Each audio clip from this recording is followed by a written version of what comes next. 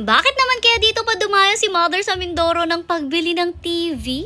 Hello Pack members! Welcome back to Husky Pack TV! Heto na naman nga tayo sa Mindoro vlogs natin at alam nyo ba ang isa sa mga unang pinuntahan ni na Mother dito sa Mindoro ay ang bilihan nga po ng mga appliances. Manap nga talaga sila ng malapit lang dito dahil alam nyo naman talagang medyo malayo sa kabihas na ng ating mga pinupuntahan dito sa Mindoro. Buti na lang meron ditong Royal Star. Along the way na rin naman to kaya dito na nga nagtingin si na Mother at ang tiningnan nga pala nila dito ay bagong TV. O, di ba siguro nagtataka kayo kung bakit talagang dayo pa ng pagbili ng TV si na Mother dito sa Mindoro at pwede naman dito na sa Batangas. Mamaya nga ipapakita ko sa inyo kung para kanino ang TV na to. Basta dito nga for the pili lang si na Mother. Humanap na nga sila ng talagang maganda yung quality, yung hindi madaling masira. Kaya nga dito na rin sila nagpunta sa Royal Star. Bukod nga doon, yung Smart TV na rin yung binili nila para nga syempre malayo na rin talaga yung maaabot ng TV na to. Na-cash na rin naman to ni na Mother, hindi na sila nag-installment dahil nga itong TV na to ay may pagbibigyan sila at hindi naman para sa atin. Noong mabili nga ni na Mother, syempre chinek rin muna out. Ox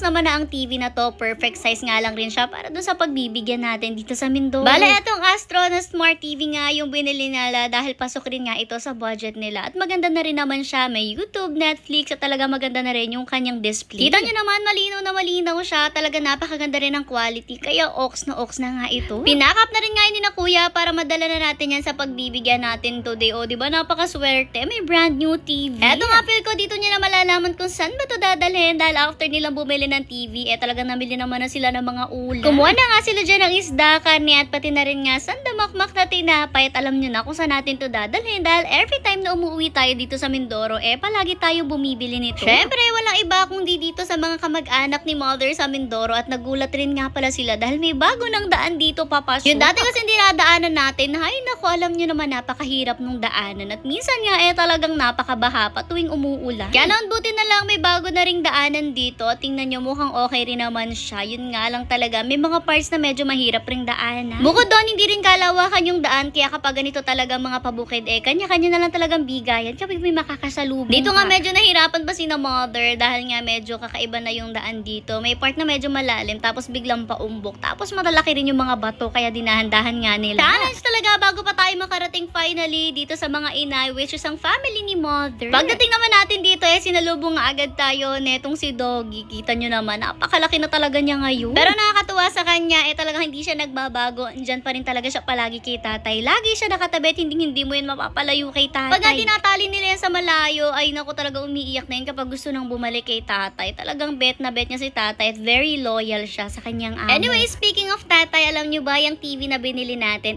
para rin kay tatay. Kasi yun na lang talaga yung libangan niya. Yung panonood ng balita at syempre ng probinsyano, si Coco Martin. Etong TV nga nila, eto rin yung binili namin para sa kanila before. Pero lately nga nagsabi sila na yung TV daw nila, malaki na yung black sa ibabaw. At kita nyo naman kung ano yung sinasabi nila. Sira na nga siya at parang nagkaroon na ng malaking black spot dyan sa ibabaw. Kaya naman medyo mahirap na rin siyang panoorin. Pero syempre tinitiis pa rin naman nila. Kaya naman naisipan natin na ibili na rin nga sila ng bagong TV para at least mas okay naman na yung pinakalibangan ni tatay ngayon. At wala na talagang panira sa panonood niya. Eto nga, binaba na natin ang bagong TV at talagang nagulat rin sila at very happy rin kasi hindi naman nila ina-expect talaga na bibili tayo ng bagong TV. Si Tito Bobby na rin nga nag-ayos niyan dahil dito nga may cable rin sila. Kung di ako nagkakamali, iba lang yung tawag dito pero parang cable talaga siya dahil may iba't ibang channels rin. At bet kasi talaga ni tatay na manood ng mga ganitong balita. Naray na rin agad ni tatay ang bago niyang TV at talagang todo pasalamat nga siya at enjoy na naman siya sa bago niyang TV. Habang busy nga panonood si tatay dyan, etong si Doggy naman talagang lumabas sa grid. Kita nyo, tinitiis siya talaga na konti lang yung spot ng pupuan niya. Wag lang siya masyadong mapalayo kay tatay. Galing nga niya dahil talagang lumalayo rin siya muna bago siya magpupu. Syempre, hindi yun pupupo sa mismong bahay or higaan niya. Alam nyo ba, bukod dito kay Doggy, meron pa rin sila mga alagang pusa dito. At sakto nga naabutan ni Mother na pinapakain ng mga cats na yan. Pero yung isa nga sa mga pusa nila,